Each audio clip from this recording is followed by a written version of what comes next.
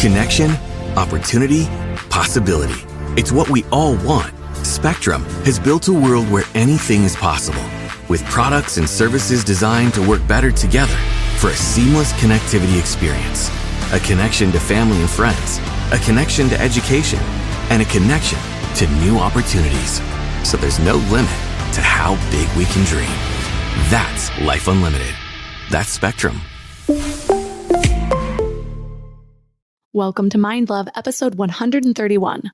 Today's episode is all about finding hope and meaning in end-of-life experiences. They have very different dream experiences. Some of them refer to visions, which might just be lucid dreaming, but that they're kind of more wakeful. And as they get closer to death, there's an dramatic increase in the intensity and frequency of these experiences.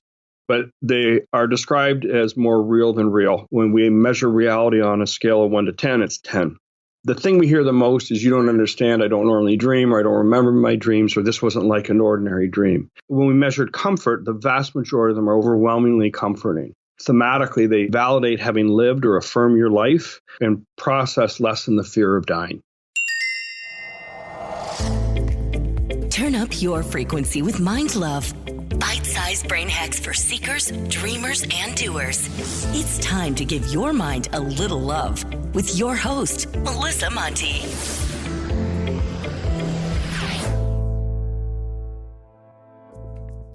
Hi, friends and wild people.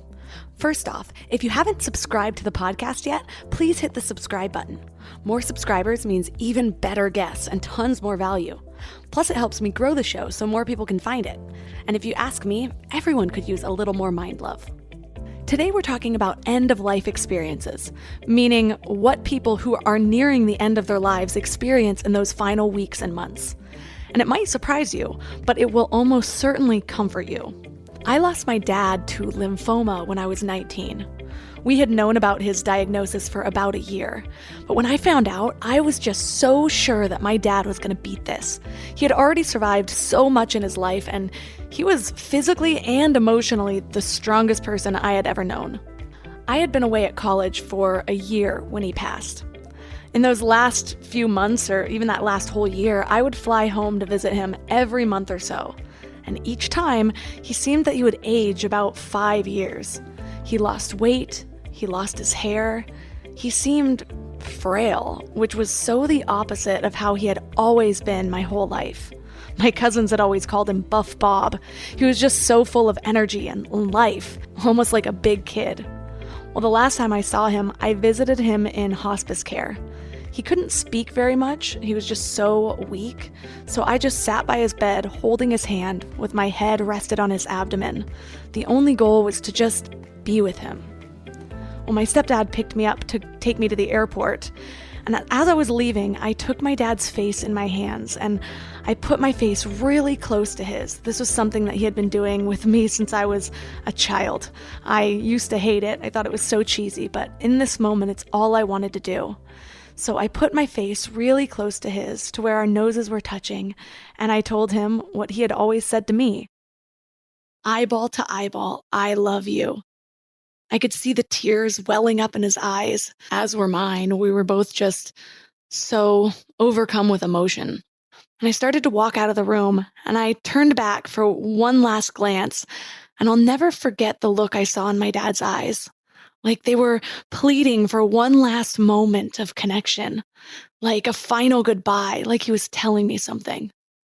I walked to the parking lot, almost numb, completely in a daze, and then I just broke down. I fell to my knees, sobbing.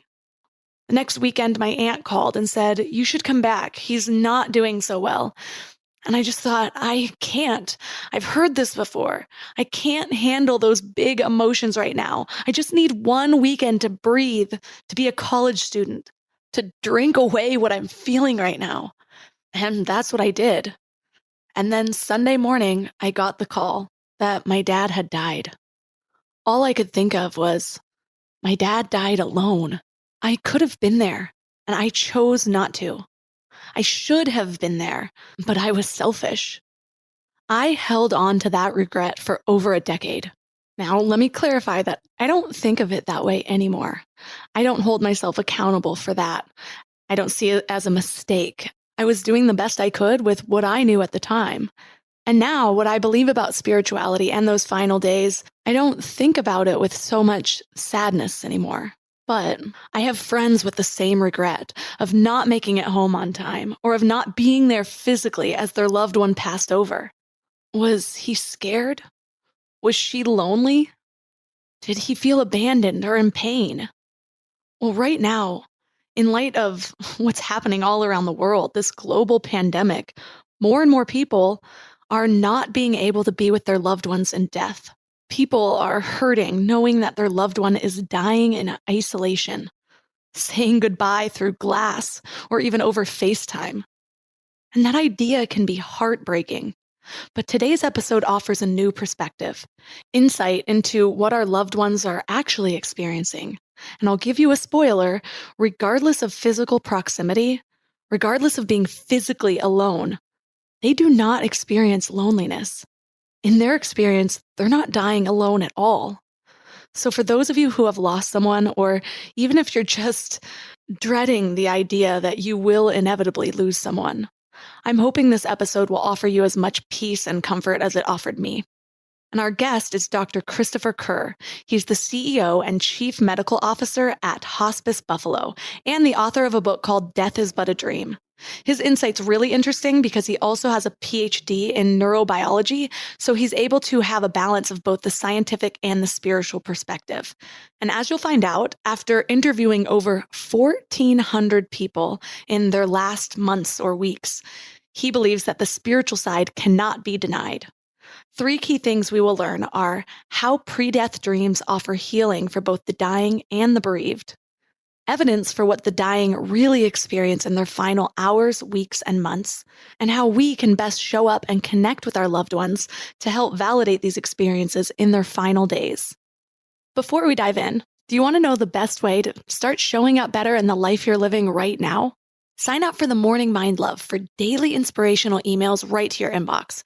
And I'm doing something special right now and tailoring these messages to the things that lift our spirits during self-isolation, fear, and uncertainty. And it's helping. Just yesterday, I got a reply saying, "Thank you so much. These messages are going right to the core of what we need during these troubled times." And someone else who said, "Thank you so much for the Morning Mind Love. They are everything." And when you sign up, you'll get some amazing free gifts, like a free guided binaural affirmation meditation designed to rewire your brain to a higher vibration. And you'll get one of my favorite tools, a booklet of my personal power lists to help you gain clarity and live with intention, even when you're stressed. And it's all completely free. So join over 8,000 people and go to mindlove.com to sign up. Or if you're out and about, just text the word morning to 33777. That's morning to 33777.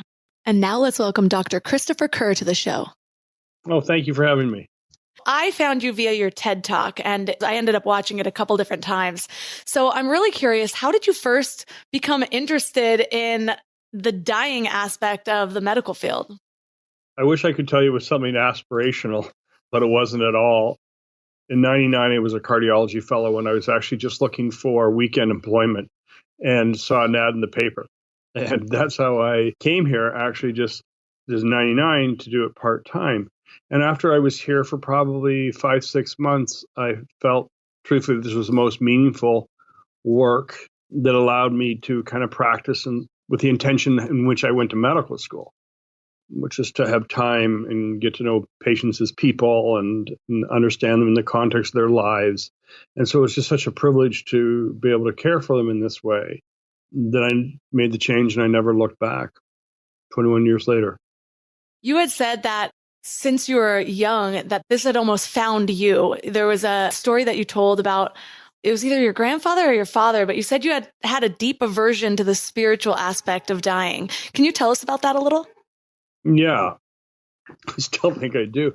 I lost my dad when I was 12, and the last time I saw him, he was having end-of-life experiences, and he was trying to get me ready. He said we were going to go on a plane to go fishing, which is something we did every year.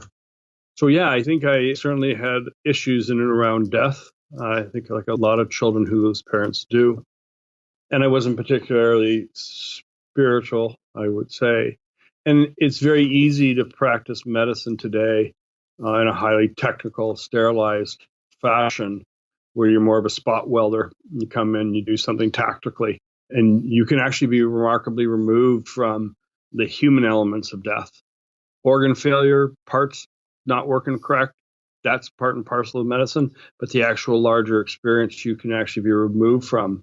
So I was pretty cozy in a cocoon until I ended up here. And then you don't have the luxury of all the technology, and you're forced to be at the bedside and forced to be present. Right. I actually was thinking about yesterday was my dad's birthday, and I lost him when I was 19. And it is interesting. It was almost like there was a shift in his personality in the end of his days. He was a lot just more calm and accepting about things. And we bonded more during that time than a lot of the rest of life. And I'm just so grateful that I had that time where we could just both be with no expectations, because it really did feel like it healed some parts of our relationship that maybe we had been missing out on before. It's so interesting to say that, because I'm actually writing a piece about that with regard to the virus. Because one of the things a lot of people don't understand about the dying process is most people do reach an acceptance, and these are precious and profound moments for people and their families. And what really matters tends to come to surface. Wounds get healed, just like you're saying. And now we're being removed from the things that make this more endurable and more human, because we're separated from our loved ones. But you're right, that's often the case. So you have a new book called Death is But a Dream, which I just started listening to on Audible. It's all about finding hope and meaning at life's end.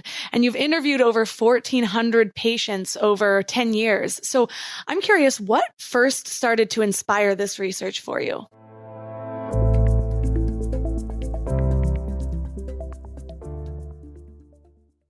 Before we go deep today, I want to give you a little gift, and I want to give it to you every single day. It's called the Morning Mind Love.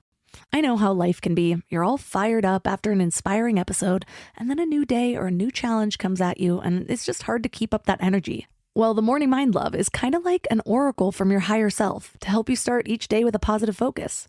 Plus, when you sign up, you get 2 free gifts, a 30-minute binaural meditation and 30 days of journaling prompts to help you remember who you truly are. And it's all completely free. So join over 9,000 people and go to mindlove.com to sign up, or text the word morning to 33777. You know what's crazy? After all these years of hosting Mind Love and talking to some of the world's leading experts, one of the biggest eye-openers for me has been just how much our gut affects, well, everything. When my gut feels good, my mind feels clearer, my intuition is stronger, and I just feel more balanced. And that's why I'm excited about Zoe, a science-backed nutrition company that is totally changing how we understand our gut health. They've created the most scientifically advanced at-home gut test and built the world's largest microbiome database. So when you get your results, you're not getting generic advice. You're getting insights about your body that other companies just don't have the data to provide. There's also just so much misleading health information out there. Food companies even pay influencers to promote ultra-processed foods as healthy. And that's why I love that Zoe relies purely on science. Real science. The randomized controlled trial showed that participants were 4 times as likely to report better sleep and more energy, all thanks to the info from the largest microbiome database on the planet. So go to Zoe.com and find out what Zoe membership could do for you. And because you listen to Mind Love, you can use the exclusive code MINDLOVE10 to get 10% off membership. As a Zoe member, you'll get an at-home test kit and personalized nutrition program to help you make smarter food choices that support your gut. That's Zoe.com. Use MindLove10 at checkout. Trust your gut. Trust Zoe.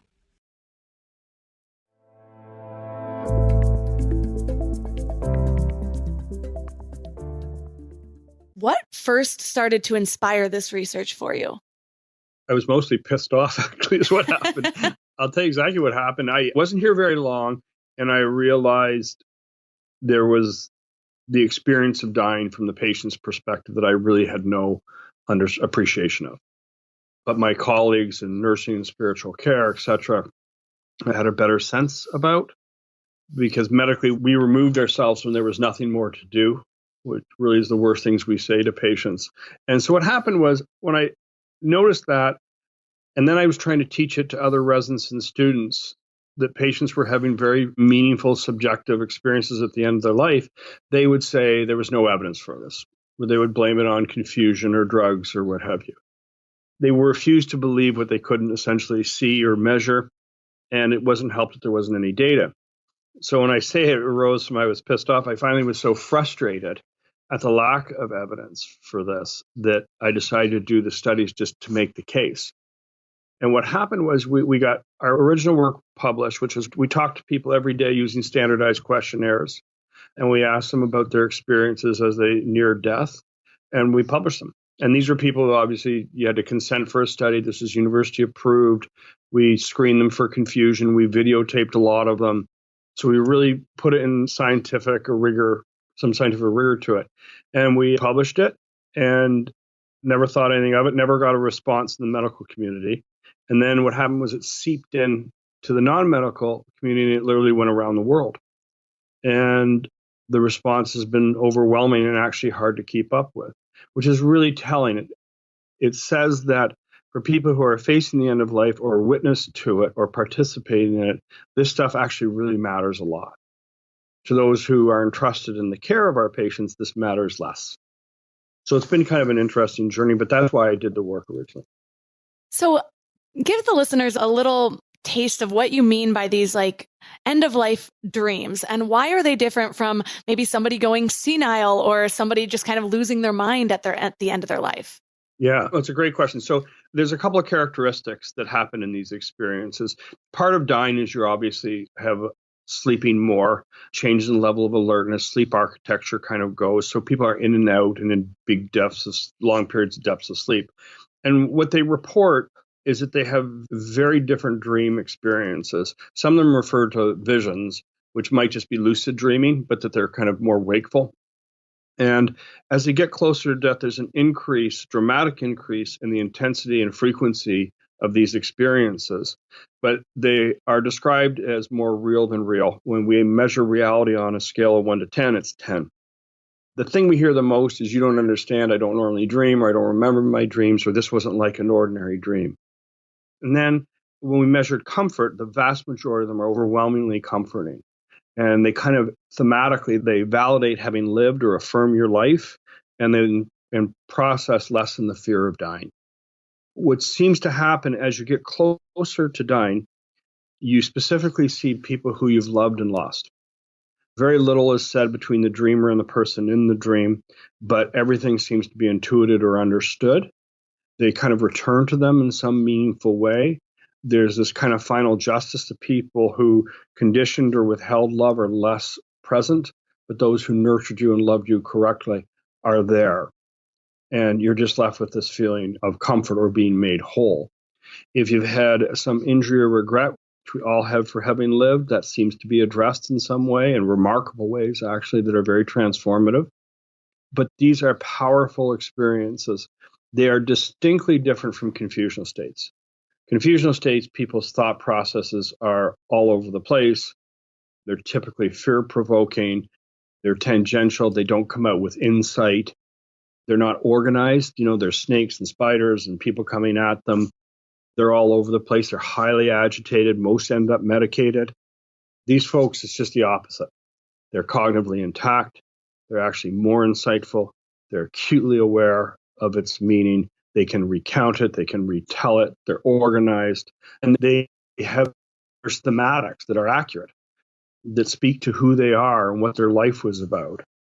And they're just very powerful. Time seems to go by the wayside. So you can be a 95-year-old man, you lost your mother when you were 5, but it's her voice you hear, it's her perfume you smell.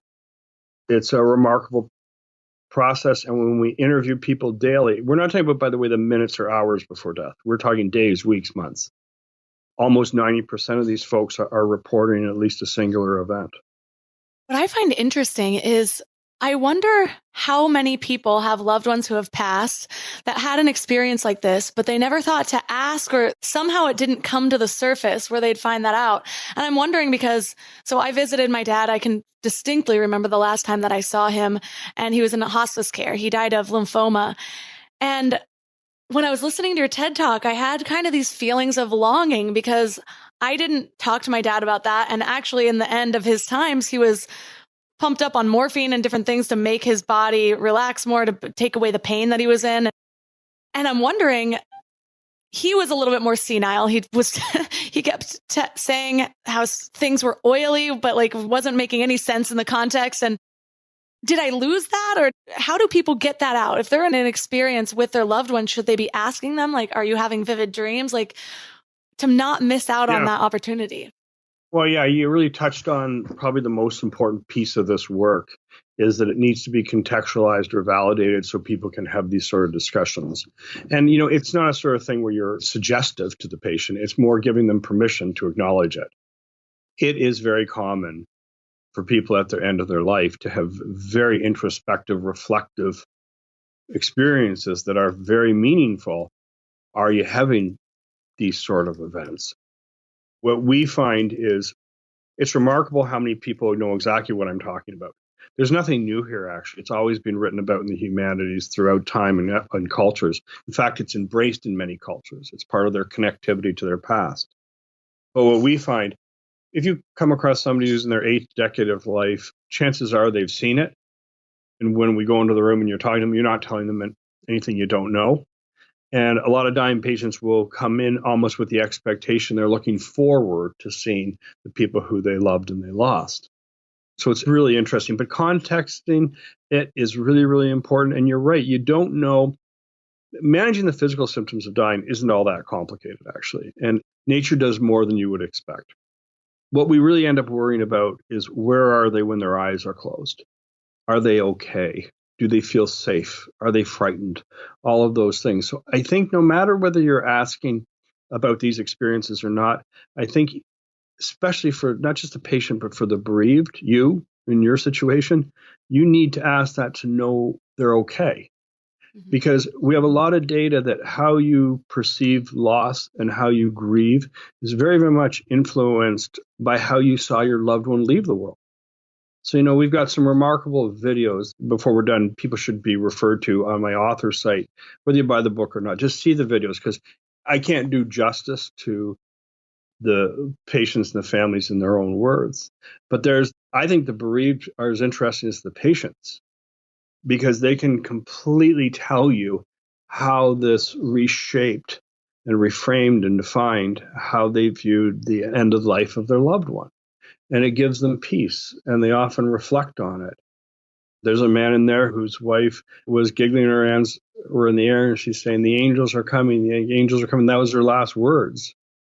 Their religious themes are less common, actually, but the idea is that they're less frightened in general than people anticipate, and there's less fear, and they don't die alone. That's remarkable. Particularly during this time when we can't be at the bedside of our loved ones. Most people don't die alone. Whether they're physically alone is another issue, but they don't die alone. Oh, I almost cried while you were talking about that. My husband just lost his uncle the other day, and we've just found out, and it really made this quarantine a little bit more real, because that would be something that he would fly back home for, and he can't because they're in Michigan. Yeah. And one of the things that he was emotional about was just like, he died alone, and now I can't even go. And I've done a lot of healing over losing my dad, and my dad died alone, or I'll do air quotes, alone in my mind for a really long time. And just in my own work on myself, I've really been reading about end of life experiences a lot and just different takes on death. And it's kind of healed the way I view that finally, because it took a while. One thing I found really interesting, though, and I'll link to all the videos and the page on your website that has these videos for listeners to watch, because it's very worth it. And you had brought up a woman named Jeannie who was almost elated. You could see how joyful she was in talking about this dream of people walking by that she had known that had died. And one of them was her mother. And she said that she didn't get along with her mother very well while she was here, or for most of her life, but she made up for it at the end. And I dwelled on that for a moment, and I was wondering, was it at the end of her mom's life, or was it afterwards at the end of her life when her mom came back that she felt that relationship was healed? Because that's pretty remarkable in itself. Yeah, it was within that end experience at the end of her life. It's often the case that people come back to them and they say what's needed, whether it's to be reunited or forgiven or reminded. We see it again and again. I had a gentleman who lost his arm as a child, and his worry was, who was he and how was he going to be independent or loved or whatever as an adult? And it turns out he was able to work and be self-sufficient. At the end of his life, that primal kind of early fear persisted, and the people who he worked with came by in his dream and said, "You were the best worker. You could do things we couldn't do." So there is this kind of made whole-like phenomena for many people at the end of their life, including Jeannie. And what's remarkable about her is she's kind of a good example because people describe these very matter of fact. Like it should be the script for a horror movie. All of the dead relatives she knew coming by and touching her, etc. And you're right, she actually looked forward to them. And that's a thing we hear again and again. We can relate to the idea of, go gently into the dying of the light kind of thing. But actually, the people who are dying are describing a very different process where they're going toward almost. She, like many people, almost looked forward to closing their eyes and having these experiences because they were felt powerfully. Do you notice a difference between the experience of those with a religious or spiritual background compared to those that don't have any belief in that at the end of their life? No, it's funny. We've asked. It's one of the things where you ask on a survey, and it's very hard to get true. So a lot of people will quote they're Catholic, but they actually don't practice. So what does religion mean versus spirituality versus early upbringing? It's hard to get a corollary. What we do find, though, which other people have found, is very, very few references to symbols of faith. But one of the interpretations of this is that if you were to break down the core elements of these experiences, they really are about love and forgiveness, and that is entirely consistent with the tenets of faith. So it's not about churches, crosses, etc., but the elements of the belief systems are throughout. That is interesting. I was raised religious, and then I moved away from that when I was an adult, and now I consider myself spiritual. But it's interesting to me because I was more afraid of death when I was religious than I am now that I'm spiritual. Something about it, there's no fear, there's no, wait, am I going to this place or that place? So I was just curious how... well, it removes judgment, right? Yes, exactly. Yeah. On that topic, though, which is really interesting, is people die how they live. And about 17% of our folks actually report very distressing dreams, but they're actually often the most meaningful and transformative. A gentleman, for example, who's remarkable, named Dwayne, who was in prison more than out. He was in his 40s, and at the end of his life, he had a wound in his neck from head and neck cancer. He's dreaming that he's actually being stabbed, and in the video, you watch him completely decompensate with fear. This idea of judgment, of retribution. But then what happens is he wakes up and he has this powerful need to reach out to a daughter and for the first time really make a reckoning and say that he was sorry and that he loved her. And the two of them held each other forever.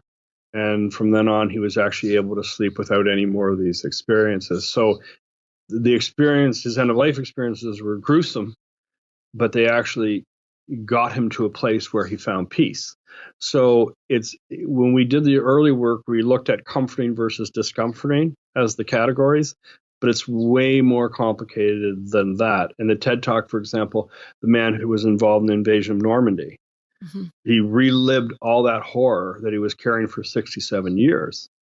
But actually, in the end, he was given this kind of grace, right? He sees his fellow soldiers on the beaches, and they reassure him that we're coming for you. And he got to relive the day he got his discharge papers. So back to this idea that we have wounds, and these events don't deny the reality of the life we led, and they don't deny death, but they almost transcend it. And either way, you're left more whole than not, more together than alone. And that's kind of what comes out in these experiences.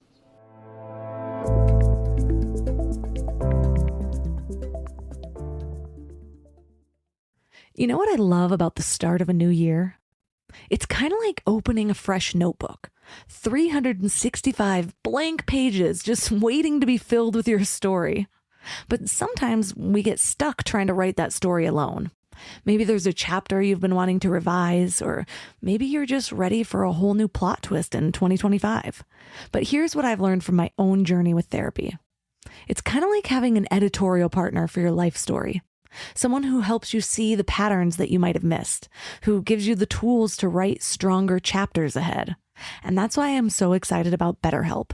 They've made therapy accessible and easy, serving over 5 million people worldwide. With over 30,000 credentialed therapists, each with different specialties, you can find someone who really gets your unique story.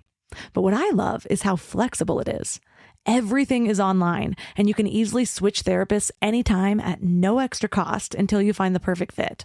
And it's not just for people that are dealing with major challenges. Therapy can help anyone become the best version of themselves. So write your story with BetterHelp. Visit betterhelp.com/mindlove today to get 10% off your first month. That's BetterHelp, HELP.com/mindlove.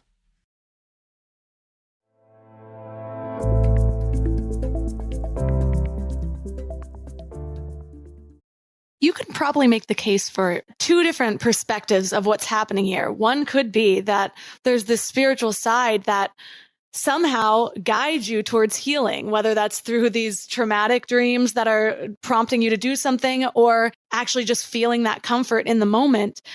You could also maybe argue that somehow it's the brain trying to heal itself before it goes. What are your beliefs as to what's happening? Do you believe in the spirituality of it? Yeah. And funny enough, I have a PhD in neurobiology. So I have incredible reverence for the brain and what its capabilities are. I have a very hard time believing that this is the firing of random neurons in different directions. I'm struck really by the fact that time seems, there's nothing random in the stories. It really is what's most important to that person that comes to surface. And that's a spiritual equation rather than a biologic one. They're also way too detailed and vivid and virtual and include sense experiences. And people get very upset when you even call them dreams. These are actualities to them. They felt like it's lived. So I think there's almost this heightened awareness or understanding. And I don't know if we have a reference point to it in health. And I almost think it doesn't matter. I think one of the worst things that we do with this work, and one of the reasons why I did it, was there's this temptation to view it as a keyhole in which to look into the afterlife. And that's problematic because that attracts paranormal, various religious constructs, what have you. And what we really wanted to do was look at the dying experience as a mystery unto itself. And we didn't want to editorialize it or translate it. We just wanted to capture the patient's words. That's why the videos were so important. And just look at, we all understand biologic death, but we don't understand the experience of dying. And that's what this was an attempt to define. So you had mentioned that there's not a lot of research into this concept at all in the medical industry. I believe it was your nurse that first said to you, like, you said, oh, this person needs this. And she's like, no, she's dying. And you're like, how do you know that? And she said, oh, she's seeing visions of her mother or something like that. How did the nurse pick up on that? Is it just because they have more contact with patients? Do you think it was like a women's intuition thing? No. I've had this happen. So we have an education center here, and I've had lecture to a group of nurses in the day and then medical students or later in the afternoon.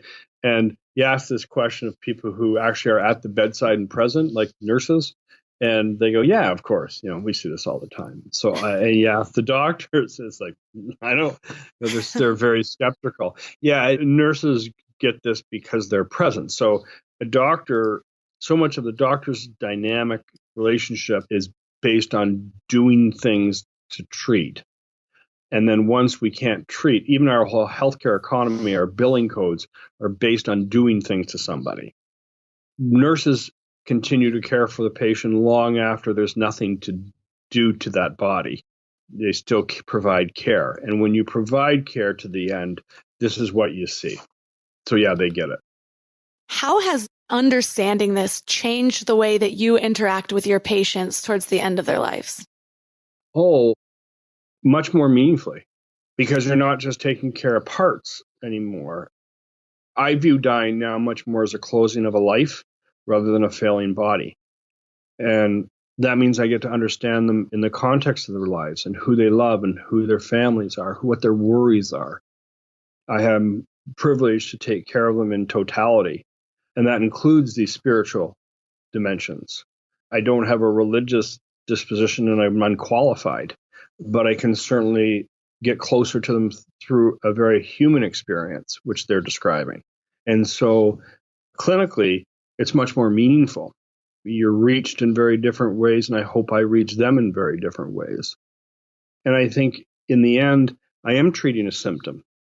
I'm treating fear, letting go, all of the things that people wrestle with towards the end of their life. So I'm kind of with this on them in this journey in a very different way. I think it's therapeutic, ultimately. And that's actually what really drove me to get into this work was whether I had an aversion or an attraction to it or skilled at it or not skilled at it. It was that it was so clearly therapeutic to the patient and to their loved one. So we had an obligation clinically to acknowledge it.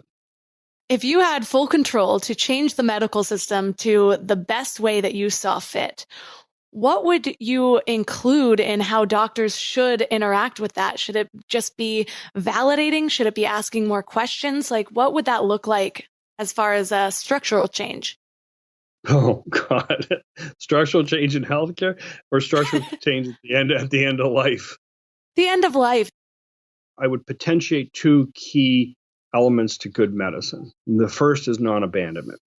So it doesn't matter whether your patient is no longer responsive to chemotherapy. They're still your patient. They don't become less your patient or less meaningful to you because they're no longer curative. So non-abandonment. So you stay with that person. And I think you'd get better doctors because doctors go into medicine with understanding, having better instincts on these things. The second is to understand our dual obligation. So the first is to treat where possible, but the second is to comfort always. So to remember our roles as comforters, and that means being present. So it goes to the first. So even though you can't cure, you don't abandon, you actually comfort. And that's an entirely different paradigm than what we have now, where medicine's assembly lined. It's fragmented. I go to this guy for this problem, then I go to that guy, and then when that doesn't work, I'm out of that system, and then I go into this program. And that dehumanizes what is ultimately a very human experience. It enhances and preserves and honors that relationship between physician and patient, which is now, by design, broken. So you're not allowed to hand off somebody anymore. You go through it hand in hand. That would change it remarkably. So interesting. Somehow, I had only recently even heard the word death doula. Like I Googled it probably like 5 months ago. And now I've heard it 100 times, just as things tend to be. What is the purpose really of a death doula? Is it just to provide support? And is that in place of a family member or alongside of a family member? It can be both of the above. I don't know a tremendous amount about it because we use less of them, obviously, through hospice. But yeah, I think it is a comforting presence there to also reassure and guide. I think it's analogous to the birth side of things, where there's a doula at the beginning and there's one at the end. There's lots of unknowns and questions, and people need to be informed and supported. All of those other intangibles that can often be missed. And of course, I think they address loneliness. Dying's lonely and isolating. It's made more so by not having people present. As far as family members go, I know most of the time, most families will be there for the person that is dying or at the end of their life. Do you see anything that family members do that are common and not helpful at all in that process? Yeah, I honestly think some of the most harmful thing they do is act differently than they would normally with that person. So people don't stop living because they're dying, and we tend to sanitize the dying too much. So I'll give you an example. Let's say you're one of those families that hangs around the kitchen, that people are loud and expressive. And now you've got that family around the dying individual. I mean, unless they're really having trouble sleeping. I've seen people die more comfortably and be able to relax because they were having a grandchild's birthday party in the room. So all the things that make them familiar and connected are the things that actually make them comfortable and put them in place. The worst thing is to be staring and bearing down on people who still want to have meaning in the way they know how to have meaning. So treating them differently, I think, is a problem. Does that make sense? Yeah, it does. And you see it on a lot in movies, I feel, where TV shows where people are like, no, but I want to go home to die. Or they're like, but we can provide better care for you here. So where is that balance of should the loved one be in a hospice center versus should they just be brought home so they can be in that center of what they're used to and the love that's surrounding them? Oh, great question. There's no one answering it. It's highly, so we see people all the time whose dying wish is not to die in their home because they don't want to leave that family with that memory. Oh. So their most important thing is to protect their family. They think to protect their family, it's to get out of the house. And it's so bad that they can't. To die, you have to be able to sleep because you have to be able to let go. You have to be in sleep. So if they can't get comfortable, they do have to get out of the house. I'm obviously a hospice person, but the myth is not everyone can die at home either. There are symptoms that are complicated, and some people aren't comfortable with care. And some patients don't want their children to see them in that light. So there are situations where they need to be. I would say the majority want to be at home, and it's the majority of people can easily be managed at home. And the majority of people are wonderful caregivers, and it's part of their processing of grief really to be able to provide that care. It's often referred to as the most difficult and best thing they've ever done. But it has to be individualized. So there's patients who symptomatically can't be at home. There's patients who don't want to die in their home and they don't want to burden their family. Conversely, there's people who can't relax unless they're in their special chair at home. So it just depends. What about for those family members who are afraid to bring them home because they think they might have a fighting chance to live longer when they're in the hospital? Do you come across that, or in hospice? Do you come across that often? And what would you say to those people?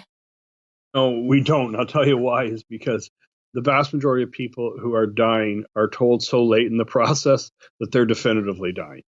So the hospice benefit is 6 months. A third of our patients are in for a week. There was nothing sudden about their dying. The only thing that was sudden is the recognition of the need to have the conversation with the patient and the family. If you think back to the people you've known who've died, they actually were failing functionally by appetite for many, many, many months. Mm-hmm. So what's acute or sudden is seldom the dying process. It's the recognition and the discussion and the honest discussion. So for those people that do still have the family member maybe in hospice or whatever, you said that a lot of times people will just be standing around them, looking at them, treating them differently. What do you recommend in that situation? Should they just still be laughing and celebrating and trying to make that as homely as possible? Yes. The sounds, the music, the laughters, the change in fluctuations. People intuit sadness and fear and concern. So, you see that as a parent. We know to do this as parents. When you have a child who's injured or sick or you're concerned about, you don't overly express that to the child for causing fear and anxiety in them. We take a different posture and we try to normalize. And it may be fully an accurate analogy, but it's kind of the same thing. The more we unfamiliarize them by how we're acting, the more unsettling it is. And honestly, it's like listening to children's giggle downstairs. Those are sounds of comfort. It comes down to our relationships. And however those are defined, that's the best way. I mean, periodically, there's a woman who was the matriarch of the family. Nobody's ever seen her in a house gown. I mean, this is a dying breed, I think. But do you know what I'm saying? I know. And they're the caregivers. They're not used to being cared for, and nobody's seen them without their hair done. They may not be comfortable. So they might rather have an aide in the house rather than a family member see them. So my point is, it's an extreme example, but their point is that it's specific to that person. Kitchen families need to be kitchen families. Conversely, Jerry Springer families need to stay a hell away from one another. So if there's conflict within a family, let's say, but there's 3 siblings and one of them resents being the caregiver, or there's money issues are involved, that tension is very palpable. And it's not uncommon for us to ask a family member to leave, or family members to leave the room for periods of time so the loved one can relax, let go, to sleep, to die. So we see that. I hear a lot about, and again, I don't know if this is movies. It's so funny how much of my death knowledge comes from the movies.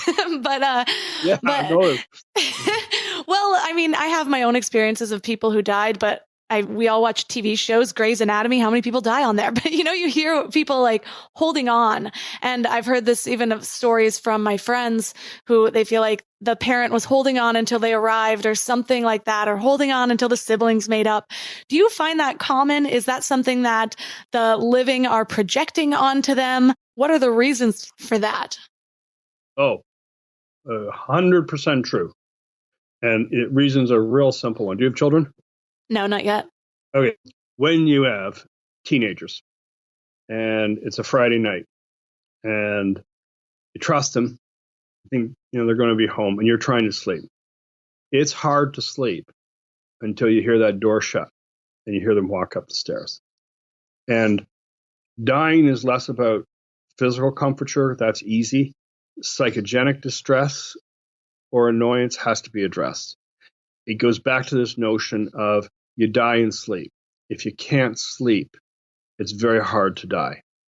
If you get your things in order, and I'm not talking about bills and wills, I'm talking about the people, then that's often enough to let you sleep and let go. Those burdens we carry to our last breath. And it takes being put back together or reassured or comforted. It might be waiting for that grandchild to be born. Oftentimes, it's just hearing that person's voice from the other side of the country. It's like touching stone again. It's to know they're okay, and then you can let go. Actually, I can give you an example. I'm Canadian. My mother's in Toronto, and I'm seeing a lot of seniors right now who are trapped and isolated. They're starting to decline functionally because of frailty and not activity, but they're also declining cognitively without stimulus, and they're also feeling very helpless. So my mother hasn't been sleeping very well the last 2 nights because she's got so many worries of children and grandchildren. So now we're kind of putting something in place where everybody's kind of touching base with her. There's no news other than the news that we're okay, and that will allow her to sleep. That's what happens in dying. So it's very, very important. And sometimes it's more significant than that. I'll give you an example. We had a mother recently who was having a very distressed dying, and it turns out she left her husband with 4 kids when they were young. And he came in and said, "I forgive you." And then she slept, and then she died. So again, the significant things come to surface. People on their deathbeds don't worry about where their keys are or when their next meeting are. They think in terms of who they loved, who they've withheld love from, who's withheld love from them, who nurtured them, who secured them. Those are all the things that matter, and that has to be put in place. That's far more relevant than managing the physical symptoms at the end of life. One of my best friends that I've known since childhood, she lost 2 of her parents within just a couple years from each other. And she lost her mom and wasn't able to be there. She was on her way there and didn't make it. And then she lost her dad, and she was just flying home whenever something would go wrong to make sure that didn't happen again. And he died on her way there. And we were just talking about this the other day, how much she still holds on to that. And almost what I'm hearing is I can see how that's a regret. And especially having that back knowledge of some people's parents wait for them to be there. Some people's parents would have waited or held out. And what I'm hearing from you is maybe they were just already comfortable knowing that she was okay. Maybe they didn't want her to see them like that. Oh, yeah. And I think it's a mistake we all make, which is to reduce someone's life or give too much magnitude to the last days and hours of their life. I mean, you wouldn't want that for your loved ones. You would want them to think of you in totality, and that's really the last page of a long book. And they were okay. And if you've loved somebody right, like your friend's relationship with her parents, you don't have to worry about how they left in terms of their love for you. It can't be lessened in that way. It can't be redefined. It can't be diminished. It just is what it is. For those of us that have maybe really elderly grandparents right now, or somebody that is towards the end of their life for another reason, what is the best way to maybe connect with them around these pre-death dreams, or maybe to validate them with them or to discuss them? Can people maybe bring that up as a discussion point? If they're actually dying? Yeah. Again, it's just this idea that you need to make less of it than more of it. It's just a factual thing. It's giving it permission by saying, hey, it is very common. It's an understood thing that the majority of people at the end of life are really reflecting back and thinking about different things. Sometimes there's very intense and meaningful dreams. Are you having those sort of things? And most people are just very outward with it. Some people are like just relieved that somebody's acknowledging it, because they may interpret it as they're losing their mind, the tumor's gone to their brain, like the stuff people come up with. These are so different than what dreams they've had in life that some people, it's helpful to have them validated for them. And it's always great to talk about it, because what you find is there's connectivity. The connectivity is between the lives. So if you had a grandparent, a mother, they may be talking about the grandmother who you only have a faint memory of. So we're all bound by this. And it's a very interesting vantage point to look at life and our relationships to one another. And it comes out in these experiences. So encouraging it and just normalizing it. If it's not occurring, great. If it is, great. So with the nature of everything going on in the world right now, what I'm seeing a lot of people post about, people who have lost loved ones to this virus, is around the fact that they had to die alone, or they had to die over FaceTime or over a walkie-talkie. Do you believe that this is difficult for the dying person, or do you have any words of comfort for the loved ones that have lost somebody through this? Yeah, and this is the article I'm writing, is that I've been doing this for 21 years, and people's experiences at the end of life aren't defined by physical proximity. And I don't see people die alone. In their hearts and in their minds, and what they're experiencing is reunion, not isolation. When they close their eyes, that's where they're going to. If you were pushed to that last days of your life, you would be drawing back to the people who you've loved, and particularly those you've loved and lost. And they return to you with this deep sense.